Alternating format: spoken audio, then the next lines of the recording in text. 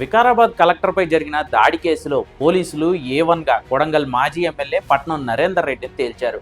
ఆయన్ను కొడంగల్ కోర్టులో పోలీసులు హాజరుపరచగా కోర్టు 14 రోజుల రిమాండ్ను విధించింది. అయితే పట్నం నరేందర్ రెడ్డి రిమాండ్ రిపోర్టులో మాత్రం సంచలన విషయాలే వెలుగు చూశాయి. అన్నిటికంటే ప్రధానంగా రిమాండ్ రిపోర్టులో కేటీఆర్ పేరు ప్రస్తావనకు రావడం సంచలనంగా మారింది. ఫార్మా భూములకు సంబంధించి అధికారులు పెట్టుకున్న గ్రామ సభలో గలాటా చేయాలని భోగమాని సురేష్కు బాధ్యతలను అప్పగించారు పట్నం నరేందర్ రెడ్డి. ఇందుకు సంబంధించి మనుషులను అరేంజ్ చేయించడం, కర్రలు, కారం పొడి, రాళ్లు ఇలా ప్రతి ఒక్కటి అటు ఆర్థికంగా ఇటు మనుషులను అరేంజ్ చేసేందుకు సురేష్కు పట్నం నరేందర్ రెడ్డి సహకరించినట్లు పోలీసులు రిమాండ్ రిపోర్టులో రాశారు. అవసరమైతే ప్రభుత్వ అధికారులను చంపేందుకు కూడా వెనకాడాల్సిన అవసరం లేదని తేలిందని పోలీసులు రిపోర్టులో రాశారు. తద్వారా ప్రభుత్వాన్ని అస్థిరపరచాలి అనేది అసలు కుట్ర. ఇందుకు పార్టీకి సంబంధించిన కీలక నేత నుంచి ఆదేశాలు, సహాయ సహకారాలు ఉంటాయని, రేపు ఏ ఇబ్బంది వచ్చినా ఆయనే చూసుకుంటారని హామీ కూడా వచ్చినట్లు సంచలన విషయాలే వెల్లడయ్యాయి రిమాండ్ రిపోర్టులో. ఆ కీలక నేత కేటీఆర్ అని అంటూ పోలీసులు పేరును సైతం స్పష్టం చేశారు. పట్నం నరేందర్ రెడ్డిని అరెస్ట్ చేసి వికారాబాద్ DTCకి తరలించిన తర్వాత చేసిన విచారణలో ఈ విషయాలు వెల్లడైనట్లు తెలిపారు. మరిన్ని వివరాలు రాబట్టేందుకు పట్నంను పోలీసులు కస్టడీ కోరే అవకాశం ఉంది. వికారాబాద్ కలెక్టర్పై జరిగిన దాడి కేసులో కేటీఆర్ పేరు బయటకు రావడం మాత్రం తెలంగాణలో ఖచ్చితంగా పొలిటికల్ హీట్ను మరింత రగల్చనుంది.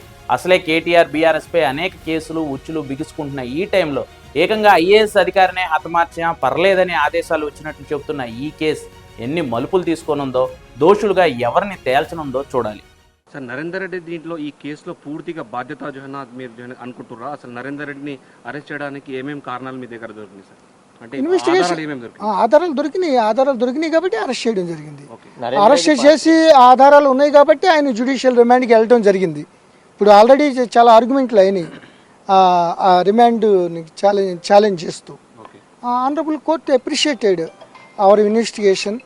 వాట్ ఎవర్ సాంకేతికంగా కానీ సాక్ష్యాధారాలు కానీ ఉన్నాయి కాబట్టి ఆయన జ్యుడిషియల్ రిమాండ్కి పంపించడం జరిగింది. అంటే మెయిన్గా కుట్రదారులు ఎవరు అనుకుంటారు? A1గా ఎవరు చేసే ఇప్పుడు వరకు ఈ రోజు వరకు నిన్నటి దాకా మన సురేష్ అనుకున్నాం.